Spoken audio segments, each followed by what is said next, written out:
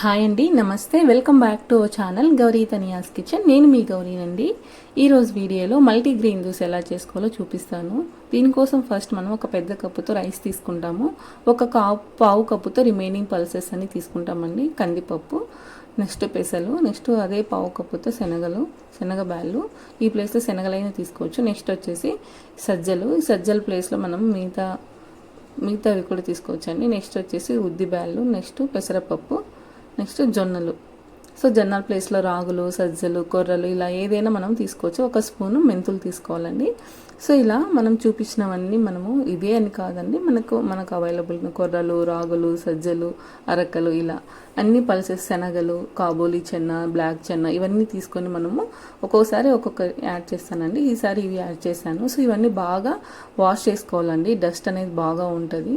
So బాగా wash చేసుకొని 8 hours soak చేసుకోవాలండి. 8 గంటలు నానబెట్టుకోవాలి బాగా. సో మనకి నానిపోయితే మనకి ఎటువంటి అరుగుతాయి అన్నమాట బాగా. సో నేను ఇక్కడ 8 అవర్స్ నానబెడితే ఇలా నాకు బాగా నానిపోయి ఉన్నాయండి. సో వీటిని నానిపోయినట్టని సోక్ అయిన వాటిని తీసి మనం మిక్సర్ జార్లో వేసుకొని గ్రైండ్ చేసుకుంటున్నానండి. కొన్ని వాటర్ యాడ్ చేసుకొని గ్రైండ్ చేసుకుంటే సరిపోతుంది. సో దోశ బ్యాటర్ వేని మనము కన్సిస్టెంట్గా మెయింటైన్ చేసుకోవాలి. నైట్ అంతా ఫర్మెంట్ చేస్తే మనకి పిండి ఇలా బాగా ఫర్మెంట్ అయి ఉందండి.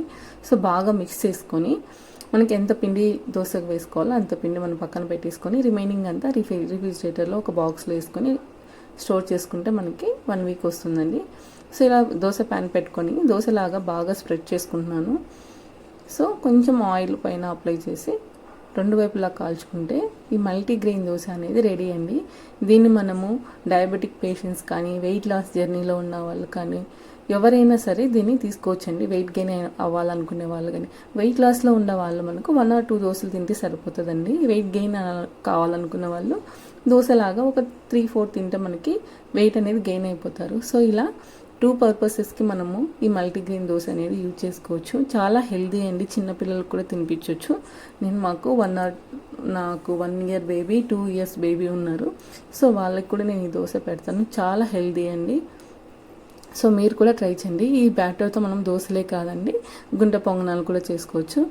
సో మనము నెక్స్ట్ వచ్చేసి గుంట పొంగనాలు కూడా వేసానండి. ఒకరోజు దోశ, ఒకరోజు గుంట పొంగనాలు, ఉత్తప్పము. సో మనము యాజ్ యూజువల్గా దోశ పిండితో ఎలా వేసుకుంటామో అలానే వేస్తామండి. సో ఈ వీడియో కనుక మీకు నచ్చినట్లయితే మన ఛానల్ని సబ్స్క్రైబ్ చేయండి. థ్యాంక్ యూ ఫర్ వాచింగ్ అండి.